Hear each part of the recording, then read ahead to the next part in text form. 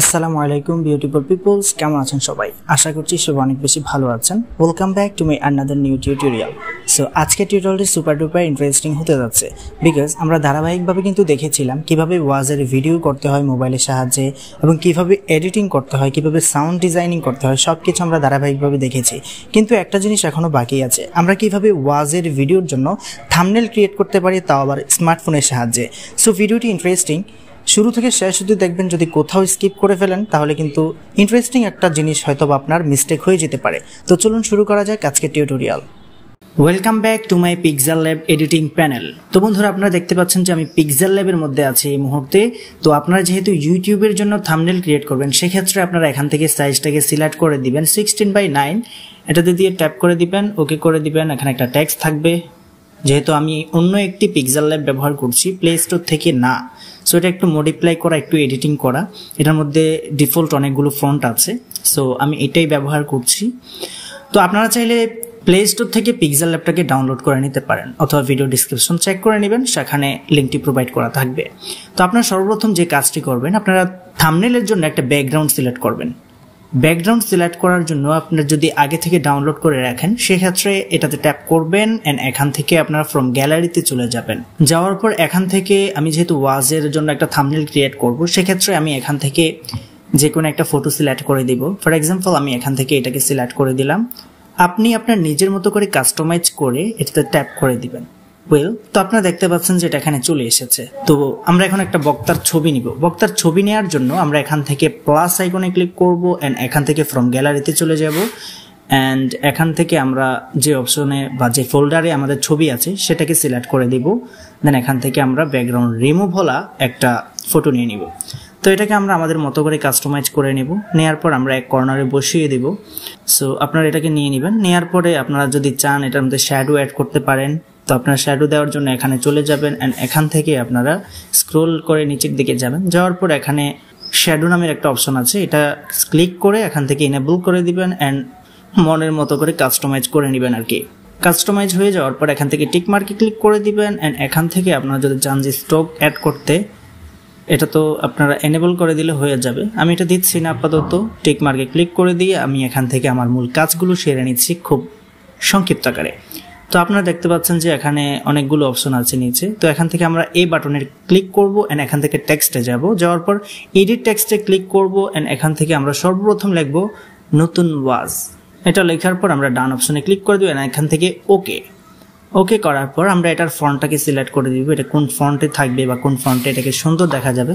তো আমরা নিচের সাইডে যে অপশনগুলো আছে এগুলো স্ক্রোল করে নিচের দিকে গেলে আমরা ফন্ট নামের একটা অপশন পেয়ে যাব এন্ড এখান থেকে আমরা যে কোনো একটা ফন্ট সিলেক্ট করব। তো আমি এখান থেকে রূপসী বাংলা বোল্ড এটাকে সিলেক্ট করে দিয়েছি এন্ড ওকে বাটনে প্রেস করার পর এটার মধ্যে চাইলে আপনার ব্যাকগ্রাউন্ড অ্যাড করতে পারেন। তো ব্যাকগ্রাউন্ড দেওয়ার জন্য এখানে দেখতে পাবেন ব্যাকগ্রাউন্ড এখানে আছে, এখান থেকে এনেবল করে দিবেন, ব্যাকগ্রাউন্ড হয়ে যাবে।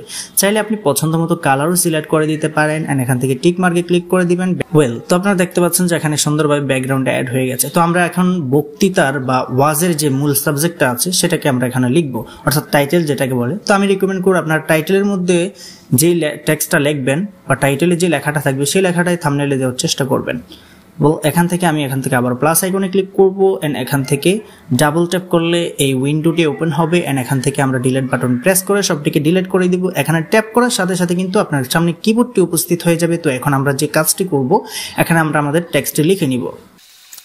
তো এটা লেখার পর আমরা এখান থেকে ট্যাপ করে দিব, দেন ওকে বাটনে প্রেস করে দিব। এখন আমরা আমাদের পছন্দ মতো আরো একটি টেক্সট সিলেক্ট করে নিব। তো টেক্সট দেওয়ার জন্য আবারও আমরা নিচের দিকে স্ক্রোল করে যাব এন্ড ফ্রন্টে যাব। যাওয়ার পর এখান থেকে আপনারা আপনার মনের মতো একটা টেক্সট এখানে সিলেক্ট করে দিতে পারেন। ফর এক্সাম্পল আমি এখান থেকে যে কোনো একটা টেক্সট সিলেক্ট করে দিচ্ছি। আমি এখান থেকে এই টেক্সটটিকে রাখলাম এন্ড এটাকে একটু বড় সাইজ করে দিচ্ছি। তো এটা লেখার পর এখান থেকে আমরা চাইলে এটাকে কপি করে নিতে পারি। কপি করে আবারও আমরা যদি এখানে লিখি, এটা লেখার পর আমরা এখান থেকে আবারও ডান অপশনে ক্লিক করে দিবেন। এখান থেকে ওকেতে প্রেস করে আমরা এটাকে একটু বড় করে দেব। তো এখান থেকে চাইলে আপনারা এটা টেক্সটও পরিবর্তন করতে পারেন। পরিবর্তন করার জন্য আবার ফন্টে চলে যাবেন এন্ড এখান থেকে আপনার পছন্দ মতো যে ফন্টে আছে সেই ফন্টে এখানে সিলেক্ট করে দিতে পারেন। ফর এক্সাম্পল আমি এখান থেকে দিলাম মাহফুজ লিপি। ওকে গাইজ, তো এরকম ভাবে আপনারা টেক্সটগুলো অ্যাড করে নেবেন। নেওয়ার পর আপনি চাইলে এখানে কালার গ্রেডিং করতে পারেন মনের মতো করে, ফন্টের মধ্যে কালার দিয়ে দিবেন। ফর এক্সাম্পল আমি এখান থেকে আয়াতুল কুরসির মধ্যে একটা কালার দিচ্ছি। চাইলে আপনারা একই ফন্টের মধ্যে বা একটা টেক্সটের মধ্যে বিভিন্ন ধরনের কালার এড করতে পারেন। তো আমি এটাতে ডাবল কালার দিলাম এন্ড এখান থেকে আমরা স্ট্রোককে যাব। এখানে যাওয়ার পর এনেবল করে দিব। এনেবল করে দেওয়ার পর দেখতে পাচ্ছেন যে একটু সুন্দর দেখা যাচ্ছে। চাইলে শ্যাডো অ্যাড করতে পারেন। তো আমরা নিচের দিকে স্ক্রল করে যাব এন্ড শ্যাডোতে ক্লিক করে এনেবল করে দিব। তো আমরা যদি স্ট্রোকটাকে হোয়াইট রাখি, হোয়াইট রাখলে হয়তো একটু সুন্দর দেখা যাবে। এন্ড এখান থেকে আমরা নিচের অপশনে চলে যাব এন্ড এটাতে আমরা যদি স্ট্রোক অ্যাড করি, দেন ডান এন্ড শ্যাডো দিয়ে দিলাম, দেন ডান। ওয়েল, তো দেখতে পাচ্ছেন যে মোটামুটি একটা অন্যরকম লুক চলে এসেছে। তো এখন আপনি যদি চান যে সবগুলো টেক্সটকে একটা লেয়ার তৈরি করবেন বা একটা লেয়ারের মধ্যে নিয়ে আসবেন, তো এখান থেকে লেয়ার অপশনে ক্লিক করবেন এন্ড এখান থেকে আপনারা এই অপশনটিতে সিলেক্ট করে দিবেন। দেন এখান থেকে সবগুলোকে সিলেক্ট করে দিবেন, যত টেক্সট আছে সবটিকে সিলেক্ট করে ডান, আবারও এটাতে ক্লিক করবেন এন্ড এখান থেকে ওকে বাটনে প্রেস করে দিলে সবগুলো টেক্সট এক লেয়ারের মধ্যে চলে যাবে। দেন এখন আপনার যে কাজ করতে পারি সেটা হচ্ছে কি এটাকে আবার মনের মতো করে সাইজ করে নিব। সাইজ হয়ে যাওয়ার পর এখন আমরা বক্তার নামটাকে এখানে লিখে ফেলবো। যে বক্তা আলোচনা করছে ওই বক্তার নামটাকে আমরা লিখব। তো লেখার জন্য আবারও আর একটি টেক্সট নিয়ে নিব। দেন এটাতে আমরা বক্তার নাম লিখব। তো এটা লেখার পর আমরা এখান থেকে ডান অপশনে ক্লিক করে ওকে বাটনে প্রেস করে দিব এন্ড এটার জন্য আমরা একটা টেক্সট সিলেক্ট করে নিব, ফন্ট। এন্ড এখান থেকে আমরা রূপসী বাংলা বোল্ড এটাকে সিলেক্ট করে দিয়ে ওকে বাটনে প্রেস করে দিব। দেন এটাকে আমরা সার্চ করে নিব। দেন এটার মধ্যে আমরা একটু ব্যাকগ্রাউন্ড এড করব। ইনেবল করে দিলে আমাদের ব্যাকগ্রাউন্ড হয়ে যাবে। দেন আমরা ওকে বাটনে প্রেস করে দিব, আবার ডান। মোটামুটি কিন্তু একটা থাম্বনেল তৈরি করা হয়ে গেছে। যদিও ওয়াজের ভিডিওর জন্য থাম্বনেল ক্রিয়েট করতে পারেন খুব ইজিলি স্মার্টফোনের সাহায্যে। তো এখন আমাদের কাজ হচ্ছে এটাকে এক্সপোর্ট করা। এক্সপোর্ট করার জন্য এখানে 3 ডট আইকনে ক্লিক করব এন্ড এখান থেকে এক্সপোর্ট ইমেজে ক্লিক করব এন্ড এখান থেকে আমরা যে কাজটা করব কাস্টমের মধ্যে ক্লিক করে ফেলবো। ক্লিক করার পর এখান থেকে আমরা ভেরি হাই এটার মধ্যে দিয়ে দিব। দেন হচ্ছে ভেরি হাই দেওয়ার পর আমরা এখান থেকে সেভ টু গ্যালারি এটাতে ক্লিক করে দিব। ওকে, তো আমাদের থাম্বনেল মোটামুটি কমপ্লিট হয়ে গেছে। তো এই ছিল আমাদের আজকের tutorial. Thank you so much for watching this video. বন্ধুরা, শুরু থেকে শেষ অবধি যারা আজকের এই টিউটোরিয়ালটি কন্টিনিউ করেছেন, আই হোপ আজকের এই টিউটোরিয়ালটি আপনাদের কাছে অনেক বেশি হেল্পফুল হয়েছে।